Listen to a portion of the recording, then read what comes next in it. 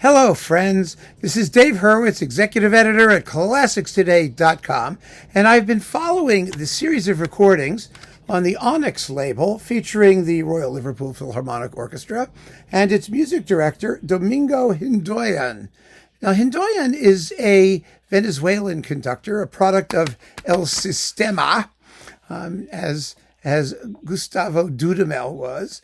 And I actually think he's better. I mean, that's from what I've heard, I think he's better, but that's me. You may agree or disagree.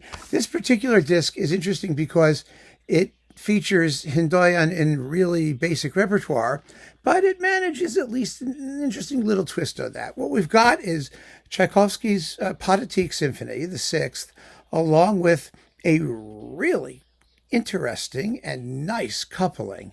And enterprising coupling that brings the playing time way, way, way up until like hours or years or something.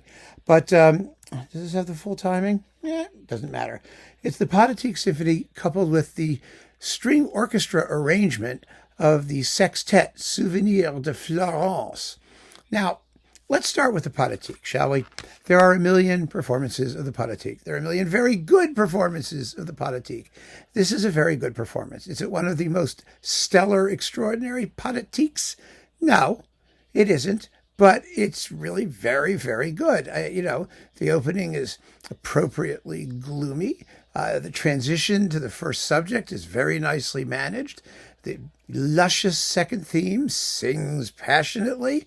The development section is nicely hair-raising. It's not quite as powerful as it could be. But on the other hand, Hindoyan doesn't vulgarize the thing. He doesn't play it to the point where it's just like disgusting, screaming nonsense. It has flow and shape, which is nice. I mean, of course, I kind of like it when it goes totally crazy as well, but it's better in the long run, I think, to have a little bit of, I wouldn't call it restraint, but just sense when you go into that huge climax, that grand exordium at the end. Oh, God, it's just absolutely marvelously wonderful. And the second movement, the waltz in 5/4 time, is very nicely done. You really get a feeling in this performance of the weird rhythm. I mean, it's not like you're counting to five. It's do do do do do do do do do. So it's 1, 2, 3, 4, 5. 1, 2, 3, 4, 5. That's the rhythm, and usually it sounds sort of like you don't notice it. Here you notice it, and you should, just enough to make the music sound slightly off kilter. It's really very sensitively done. I was really impressed by that. The scherzo, it's foolproof. You just have to keep it together, right? And then when the march emerges, it has to become a little grander and a little bit more pompous. And it does that. It's got that. The finale is depressing, as it should be. The timing is, let me tell you, it's 10 minutes and 27 seconds, which is right about where it ought to be. It's within normal parameters. It's not one of those crazy distended, extra slow things. You don't hear the tam-tam enough. We had a moment there. It's that's me, the tam-tam moments, but, it could have had a little bit more presence than it does. But it's a really good performance. I mean, when it's over, you feel appropriately exalted / devastated, depending on, your own personal response to the thing. Now, the Souvenir de Florence, as I pointed out, it's a string sextet. It's really Tchaikovsky's greatest chamber work. I mean, he wasn't a chamber music composer by nature. And you've got 3 string quartets, which are, they're good. They're not like thrilling, but they're good. And you've got, a couple pieces for like violin and piano and whatnot. And then you've got the enormous piano trio, which is a strange, lopsided, oddly compelling work that can be made to make sense in a really, really great performance, but it's long. It's long. It's got dead spots.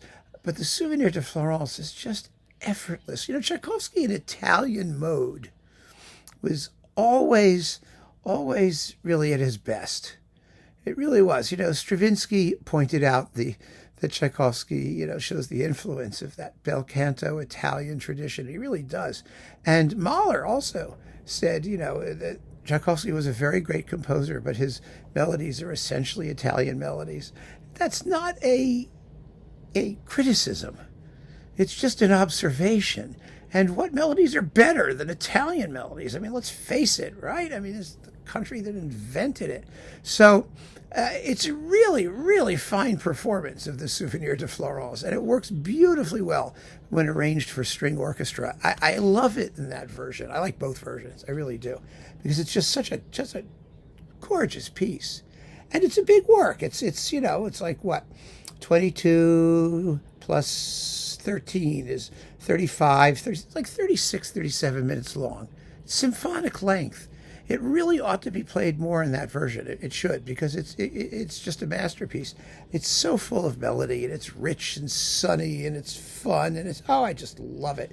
So this is really, really good for that reason alone. So you get a very good Tchaikovsky 6 coupled with a really terrific Souvenir de Florence, which I think justifies the price of the disc. And they're both together on this single disc. I mean, it's just lots and lots of really good Tchaikovsky. And I get more impressed with Hindoyan as time goes on. He really seems to be into the music, and whoever's planning these discs has a brain.